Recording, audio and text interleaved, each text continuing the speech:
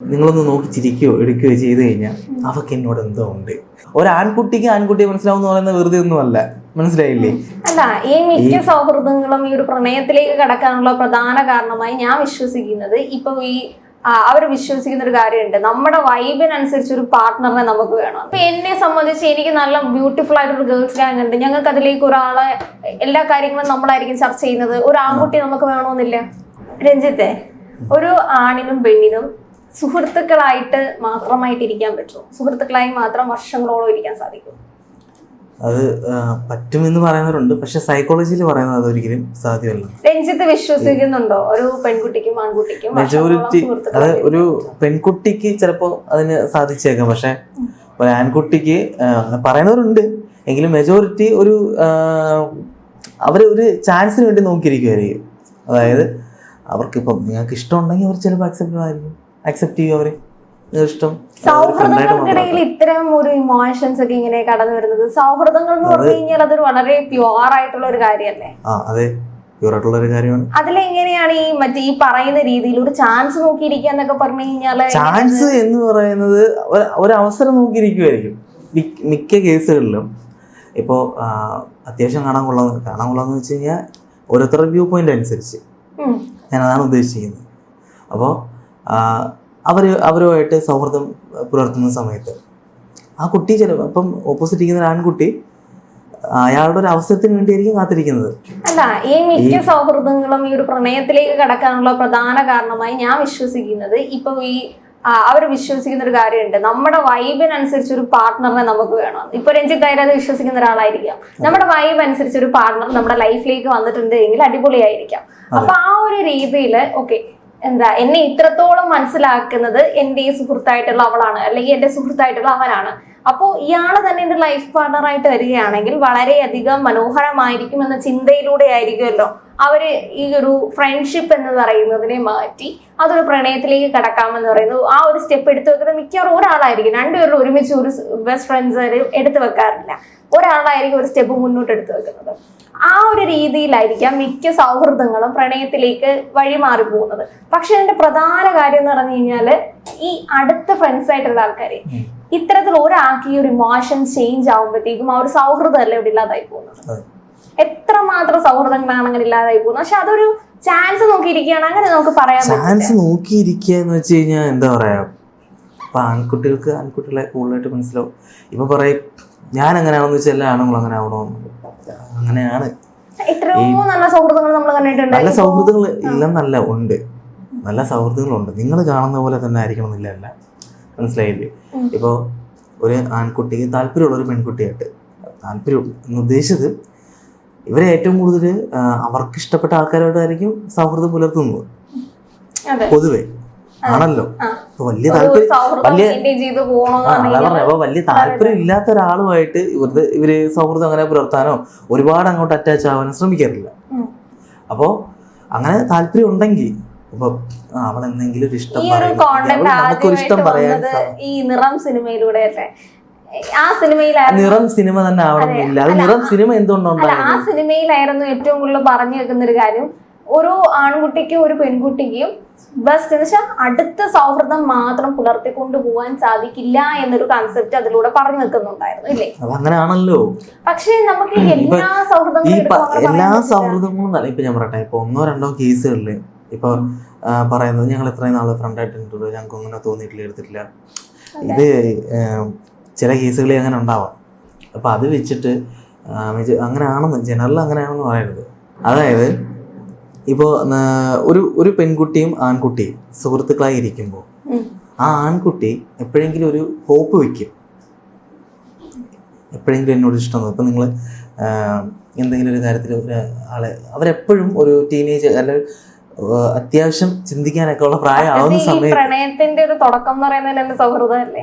ഈ സൗഹൃദമാണ് സൗഹൃദത്തിലൂടെ ബിൽഡപ്പ് ചെയ്ത് സൗഹൃദം അതാണ്. സൗഹൃദം വേറെ, പ്രണയം വേറെ. ഇപ്പോൾ നിങ്ങളൊന്ന് നോക്കി ചിരിക്കുകയോ എടുക്കുകയോ ചെയ്ത് കഴിഞ്ഞാൽ അവർക്ക് എന്നോട് എന്തോ ഉണ്ട്, അല്ലെങ്കിൽ എങ്ങനെയാണ് ഫസ്റ്റ് ഒരു ആൺകുട്ടി ചിന്തിക്കുന്നത്? ആൺകുട്ടികളുടെ പ്രശ്നമല്ലേ? ആൺകുട്ടികളുടെ പ്രശ്നമല്ല, അവരങ്ങനെയാണ്. അതങ്ങനെയാണ്, അതൊരു പ്രശ്നമായിട്ടൊന്നും കണക്കാക്കണ്ട, അതങ്ങനെയാണ്.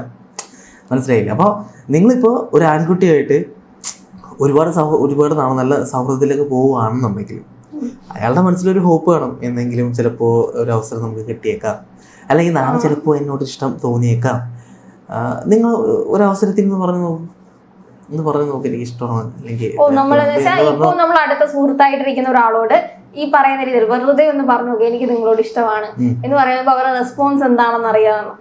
അതെ, ഇങ്ങനെ കുറെ അധികം നമ്മൾ കേട്ടിട്ടുണ്ട് പ്രാങ്ക്സ് ഒക്കെ. അപ്പൊ അതിനകത്ത് കൂടുതലായിട്ടും ഈ സൗഹൃദം എന്ന് പറഞ്ഞു കഴിഞ്ഞാൽ യഥാർത്ഥത്തിലൊരു ഫ്രണ്ട്ഷിപ്പ് മാത്രമാണ് അവരുടെ ഇടയിൽ ഉള്ളത് എങ്കിൽ ഉറപ്പായിട്ടും ആദ്യം ഒരു ചീത്തയായിരിക്കും പറയുന്നത്, നിനക്കെന്താ വേറെ പണിയില്ലേ, പോയി പണി നോക്കാൻ തന്നെ പറയുന്നത്. ഈ പെൺകുട്ടികൾക്ക് അങ്ങനെ ഫീൽ ചെയ്യുന്നല്ല ഞാൻ പറയുന്നത്, ആൺകുട്ടികൾക്കാണ് ഏറ്റവും കൂടുതൽ അങ്ങനെ ഉണ്ടാകുന്നത്. ഈ ലസ്റ്റില് വീണ് വിട്ടു പോകുന്ന ഒരു രീതിയല്ലേ അത്? അങ്ങനെ പറയാൻ പറ്റത്തില്ല, അതിൽ അങ്ങനെ ഒരു ഇതില്ല. അല്ല, ഏറ്റവും പലപ്പോഴും ഒരു എന്താ പെൺകുട്ടികളുടെ സൗഹൃദത്തെക്കാൾ വളരെ മനോഹരമാണ് ആൺകുട്ടികളുടെ സൗഹൃദം എന്ന് ഈ പുരുഷ സമൂഹം പറഞ്ഞു വെക്കുന്ന ഒരു രീതി. അത് പറഞ്ഞു വെക്കുന്ന ഒരു സംഭവമല്ലേ ശരിക്കും, അങ്ങനെയുള്ളൊരു ഇതുണ്ട്. അല്ല, അത് ഓരോരുത്തരുടെ രീതികളാണ്. അല്ലെങ്കിൽ നിങ്ങൾ ആ ഒരു സൗഹൃദത്തിൽ നിൽക്കുന്നുണ്ട്, നിങ്ങൾക്ക് തോന്നുന്നതാണ് അതാണ് ഏറ്റവും വലുത് എന്ന്. പക്ഷെ ആ ഒരു രീതിയിൽ തന്നെ അപ്പൊ നിങ്ങൾക്ക് ഏറ്റവും കൂടുതൽ പെൺകുട്ടികൾ ആൺകുട്ടികളുമായിട്ട് സൗഹൃദത്തിലാവാൻ ആഗ്രഹിക്കുന്നുണ്ട് ഇല്ലേ? അല്ല, അങ്ങനെ ആൺകുട്ടികൾ വേണം സൗഹൃദമാകാനെന്ന് പറഞ്ഞ് അങ്ങനെ ഇനിഷ്യേറ്റീവ് എടുത്തിട്ട് ആരും സൗഹൃദം ഉണ്ടാക്കുന്നില്ല. കാരണം ഓൾറെഡി ഒരു ഇൻസെക്യൂരിറ്റി അവരുടെ ഉള്ളിൽ തന്നെ ഉണ്ടാവും. പിന്നെ എങ്ങനെയെങ്കിലും അതൊരു പതുക്കെയാണ് ഓരോ ഫ്രണ്ട്ഷിപ്പുകളും ബിൽഡപ്പ് ചെയ്ത് അതിങ്ങനെ ബിൽഡപ്പ് ആയി തന്നെ പോകുന്നതാണ്.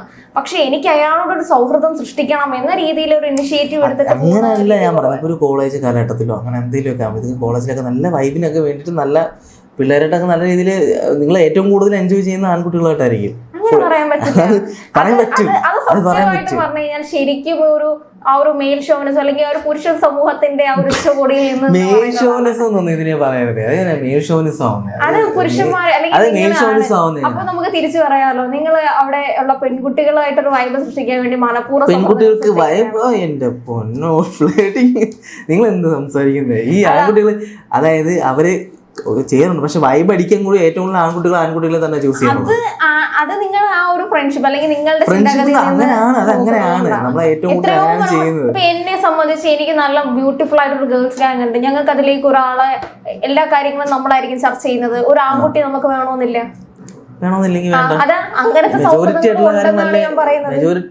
മെജോറിറ്റി ആയിട്ടുള്ള കാര്യങ്ങളല്ലേ ഞാൻ പറഞ്ഞത്. മെജോറിറ്റി എന്ന് പറയുന്നത് എന്തെന്നാലും ഞാൻ പറഞ്ഞു വെക്കുന്ന ഒരു സംഭവം ഞാൻ രഞ്ജിത്ത് കണ്ടിട്ടുണ്ടെന്നല്ല, ഞാൻ എല്ലാ സൗഹൃദങ്ങളും കണ്ടിട്ടുണ്ടോ? എല്ലായിടത്തും പിന്നെ എങ്ങനെ നടക്കുന്നത്? ഇതില് ഇപ്പൊ ആൺ പെൺ വേർതിരിവൊന്നും അങ്ങനെ ഇല്ല.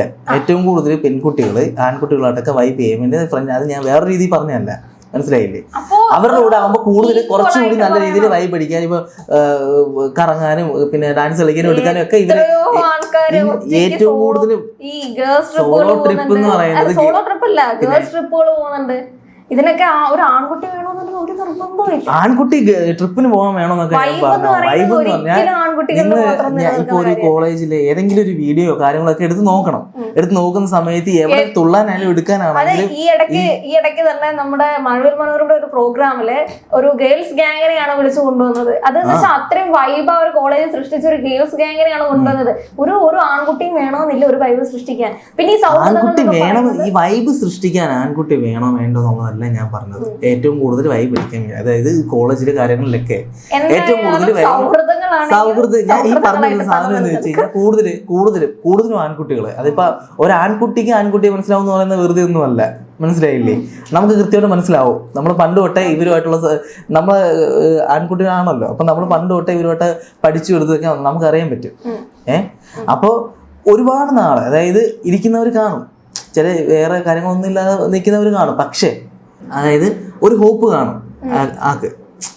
ചില ഇപ്പം നല്ല സൗഹൃദങ്ങളിൽ നിങ്ങൾക്ക് വേറൊരു രീതിയിലും കാണത്തില്ല, പക്ഷെ അയാൾക്ക് കാണും. മെജോറിറ്റി ഉണ്ടാകും. അപ്പോ നല്ല സൗഹൃദങ്ങളായിട്ട് മുമ്പോട്ട് പൊയ്ക്കോട്ടെ. പക്ഷെ ഞാൻ പറഞ്ഞ കാര്യം എന്ന് വെച്ച് കഴിഞ്ഞാൽ അവരുടെ മനസ്സിൽ ഒരു ഹോപ്പ് എപ്പോഴും ഉണ്ടാവും. മനസ്സിലായില്ലേ? സമ്മതിച്ചോ? സമ്മതിക്കാന്ന് പറഞ്ഞു കഴിഞ്ഞാൽ നല്ല സൗഹൃദങ്ങൾ നിങ്ങൾ സ്വീകരിക്കുക. ഇത്തരം ഹോപ്പുകളൊക്കെ മുളയിലേ നുള്ളിക്കളയുക എന്നുള്ളത് മാത്രമേ. നുള്ളിക്കളയേണ്ട ആവശ്യമൊന്നും, അതൊക്കെ അങ്ങനെയൊക്കെ ഉണ്ടാവും. അതൊക്കെ അല്ലേ ലോകം എന്ന് പറഞ്ഞിട്ടായിരിക്കില്ലേ? ഉണ്ടാവട്ടെ. ശരി.